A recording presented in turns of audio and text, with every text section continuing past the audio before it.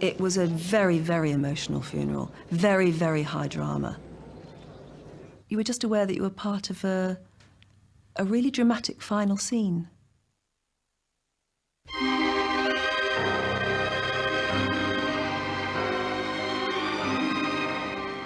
I always thought that she was a splendid woman, but behind it all, her talent was swamped in an image.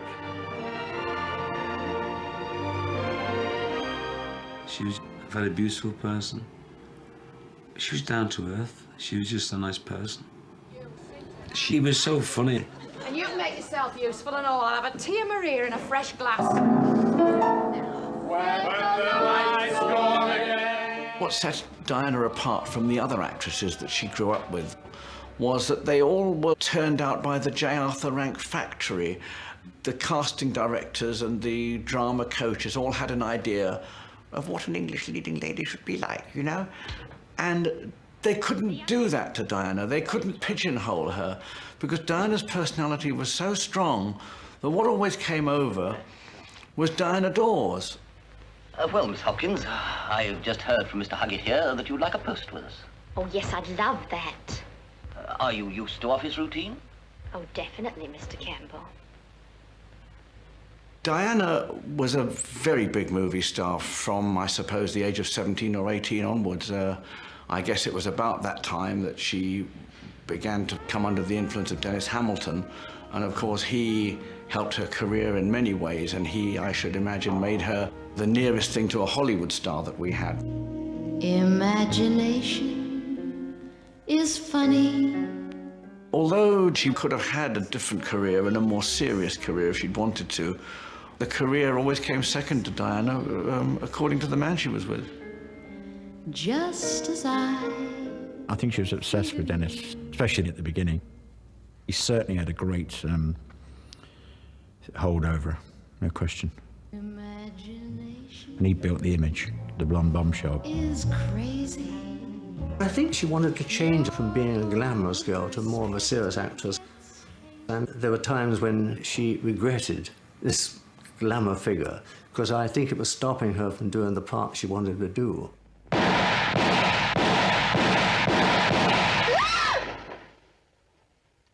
She was so good in Yield to the Night. And it came as such a surprise to the English film industry that they didn't really know how to handle this talent. The execution will take place on Thursday morning. I think had she been in Hollywood at that time, or had she been an American actress, they would have really nurtured her along, and she would have been the tops.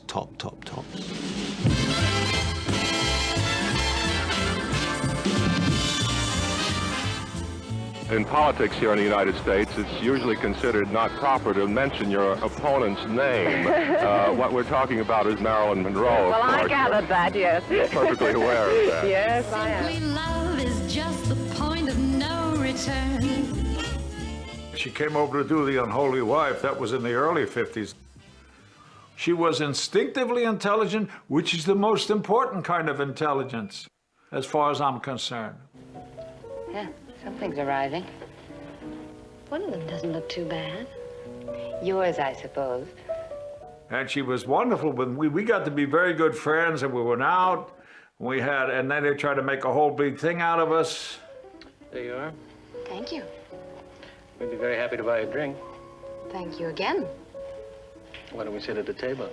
But I had the greatest respect for her because she was the type to say, I might go to bed with you, never. You know, I mean, there was no kidding around. I like you, I don't like you. You live here? No. All my life I've lived north of San Francisco. Well, what's a San Franciscan doing in Los Angeles? She didn't have much self-esteem.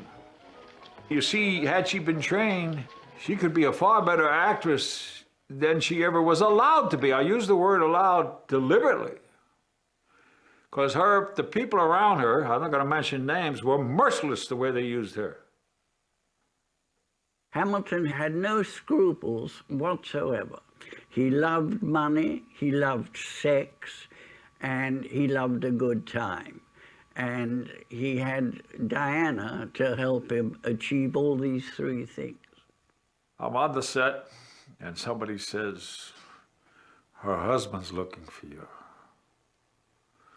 And of course I said, why? Little old me? Why? He comes flying into the dressing room. I don't want to mention his name or anything. And I knew he was famous for carrying a gun. And I'm alone in the dressing room with this guy who doesn't like me at all. You stay away from my wife. I don't like what you're doing, wife. I don't know what you're talking about. We've had dinner, we've had lunches, but I mean, what are you talking about? I'm not trying to take her away from you. You better do that. You better not this. And I said, no, everything's all right. And I'm trying to control it and calm him down. And this is the whole story of actors in a nutshell. You stay away, you stupid actor. Stupid actor! I forgot the gun. You want to step outside? I'll show you who's a stupid. And when he left, I said, holy God, he had a gun. He had a gun. He could have shot me, you know. The behavior that followed her around didn't help. People resented her.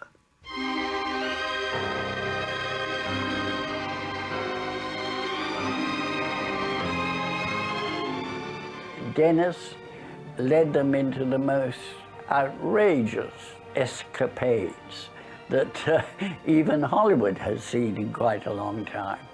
And she didn't overcome it. What is love without forgiving? Without love, you're only living an imitation of life. Skies above in flaming color. Without love, they're so much duller. A false creation, an imitation of life. Almost every man seemed to bring her trouble in some way, and maybe that was the attraction. And when Dickie Dawson first met Diana, I think he was a young, struggling comedian in this country, trying to make it. And I don't say that he saw Diana as a meal ticket, but it certainly worked out that way. I like New York and you. How about you? I like a Gershwin tune. How about you? In different ways, all of the men had weaknesses. And I think those weaknesses were exaggerated because of the fact that they were living in the shadow of somebody who was a great star. They all became Mr. Dors. He went over to Hollywood with her after they'd married. She bought the big house. It was through her that he got into television. And then as the relationship began to falter, so he became a recluse and totally cut off from her. And Diana began to feel a stranger in her own house, a house which she'd bought and that she was paying for through the film she made in Hollywood. She came back to England and everything was happening. And everything appealed to Diana about it. I mean, it was the place to be. Everybody was having a fantastic time. My manager said, you're going to go to a party, and Diana Dors is going to be there and various people. He said, and she'll like you, and what we'll do, you'll pull her, and then we'll all get in the papers, and we'll all make a lot of money, she'll manage you. And I said, oh, don't be ridiculous. So anyway, I get to the party, and I never left the house. That was it. That was it from that night onwards. And it lasted 5 years. Shortly after we met, she went bankrupt. Funny enough, we went to a premiere to Sir with Love. And as we were walking in, someone jumped out of the crowd and gave me something and reported, said, what's that, what's that? So I said, oh, it's an autograph, we'll do it later. It was a writ for bankruptcy. Dors financially, walked the walk. Dors always lived the glamorous life. And of course, that must have cost money. Everything had to be the very best. It always had to be the the enormous house and the several cars and all the trappings. It was... You had to do it, didn't you? Yeah, Hollywood and Berkshire.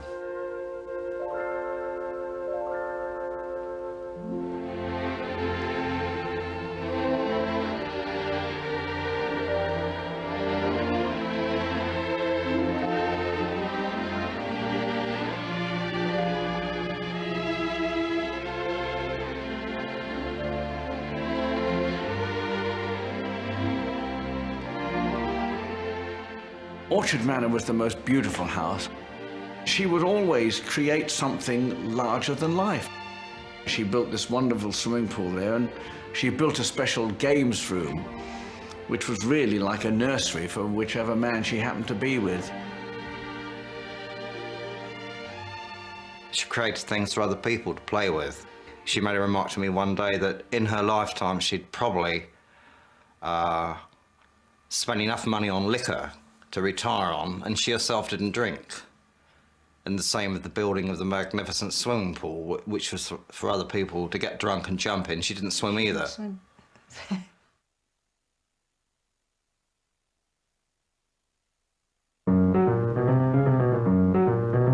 Diana Dors, the perennial blonde bombshell, marries actor Alan Lake just 6 weeks after she first met him. They were so much in love, Diana and Alan. They were soulmates that entwine, like they've got a bond there, and nothing will break that bond. And that's how they were with each other, you know. I can still see her now, I can still hear her now shouting at Alan. Alan, you stop it and act your age. I'm going to move around you a bit now. Are you doing? You'll be a You're man. going to circulate, are you?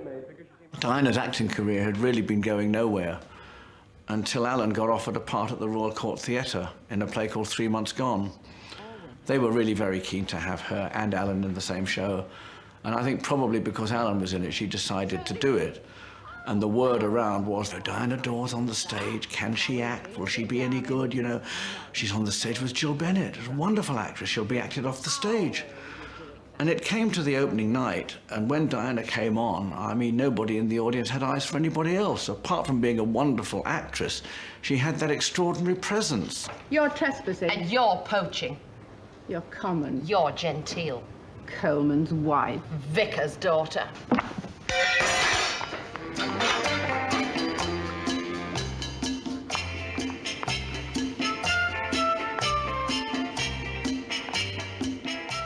I don't think, though, she was quite prepared for the roller coaster ride that she was going to be on with Alan, because none of us really knew the extent of his drinking. I mean, he was an alcoholic out of control.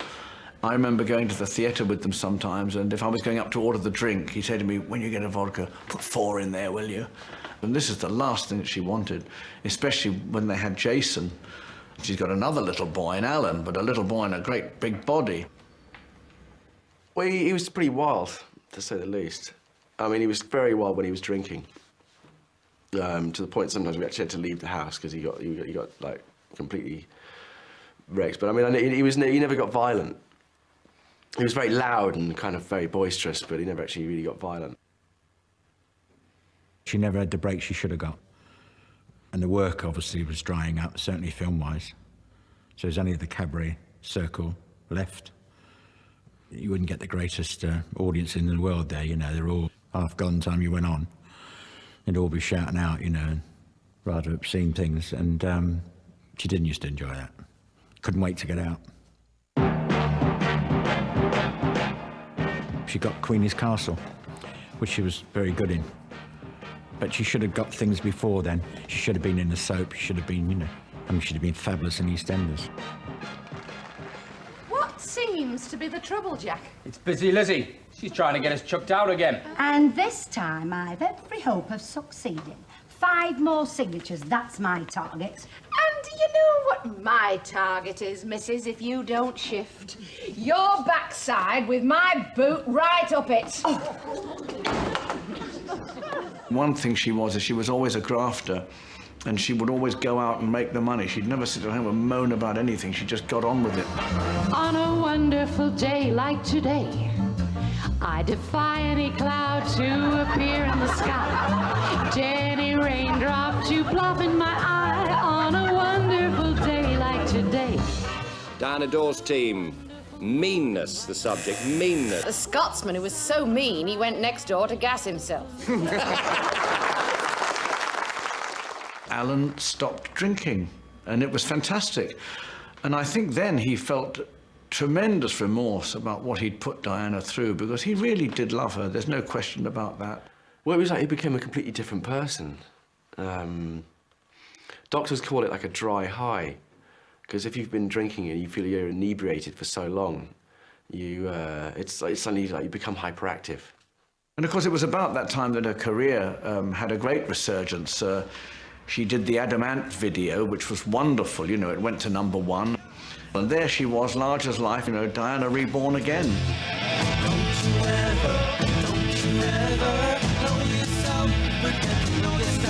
Ladies and gentlemen, Diana Dors.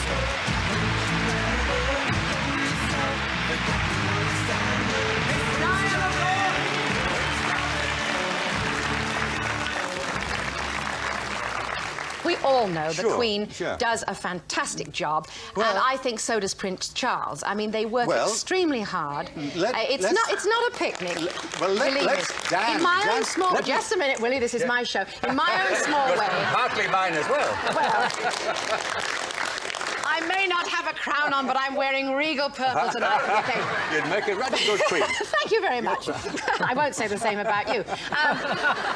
She just kept reinventing herself and having new careers, and I think in a way, from being the sex symbol of the 50s and 60s, she became the sort of wonderful Mae West mom of the 80s. If you need some help losing all that weight, keep watching, because Miss Diana Dors is with us again to show how easy it is to diet with Diana. It was the very beginning days of TVAM, and one of the ideas was to bring in Diana Dors to do a dieting spot. And you knew the minute you heard that it would be a success, and it was a terrific success. Yes, here we go. She used to come in on the Friday, and then there would be this saga where she was meant to actually talk live about the diet that she was on, give the audience tips on what sort of food to cook for themselves, how to do it on a budget and things like that. Things about which Diana knew nothing at all, and you could tell. Now then, we have cottage cheese and cucumber mousse. Doesn't sound is that this here? Yes, isn't that? None of us were really convinced that Diana ever was really on a diet. But she did used to lose about £1 a week. But it was because she took off jewellery. She wore huge jewellery. And she'd just take off a bracelet and a couple of rings, slip off her slippers, get on the scales, and hey presto, she'd lost £1. It's great actually to diet in the summertime, because these are the sort of things you can sort of dip into all day. Yes. The interviewing Diana about the slimming was always done by Nick and not by me. And I think after a couple of weeks, she sensed that I was uneasy about this, that maybe she didn't like me. And she took me to one side and said, "My dear, I am an older actress with a bit of a weight problem, and I would be very silly indeed to be in the same television frame as a young thing like you." And she actually said, "You'll understand one day." And I do now. But she bothered to take me aside and tell me. She was very generous. Now, look, before we say goodbye... What was sort of upsetting later is that by this time she was noticeably losing weight. And she must have known that it was because she was ill.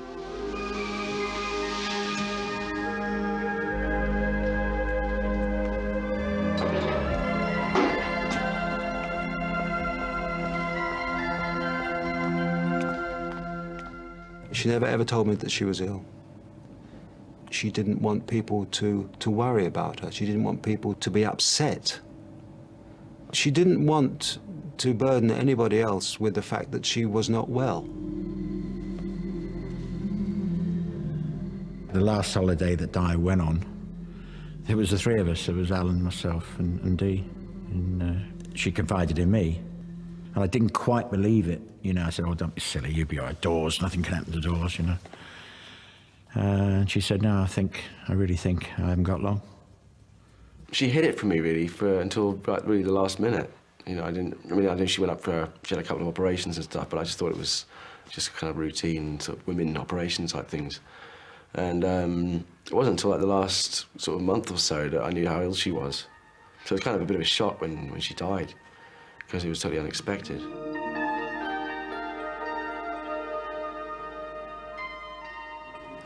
I heard that she was in hospital, sorry, and I phoned Alan up, you know, and he was heartbroken. They were soulmates, you know. He dealt with it until she died, and then he just wasted away. He lost loads of weight. He wasn't the same person at all. He became like a shell of his original self. When Diana was still alive, the house was always lit, and it always looked grand. After she died, it reminded him so much of her. And when I went round to the house, the lights were out, and there was one light on.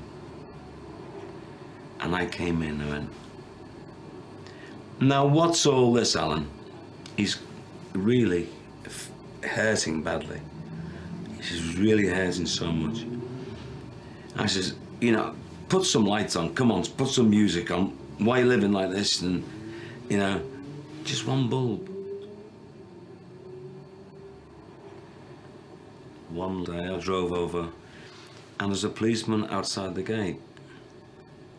I know Alan was your friend, he says, but he's dead. I said, what? I says, what do you mean he's dead? He said he just put a shotgun into his mouth and pulled the trigger. People, you know, they say, oh, don't you think it was a cowardly way out, you know, and he left you? And I said, I basically said, you know, I don't blame him for what he did. You know, he left me here on my own, but, you know, which is kind of difficult to deal with, and I've had to deal with it since I was 15. I don't know. I still don't blame him for it. He was so lonely by himself because she had so much strength. Diana Dors had so much strength. There was a real respect for her. Here was a woman who had made it, who had been everywhere and really lived her life, who was a terrific actress, who'd been to Hollywood, who looked $1 million, still had charisma in bucket loads. She never let the publicity pull wool over her eyes. And she was one of the straightest, nicest people I ever met. I'll never forget that.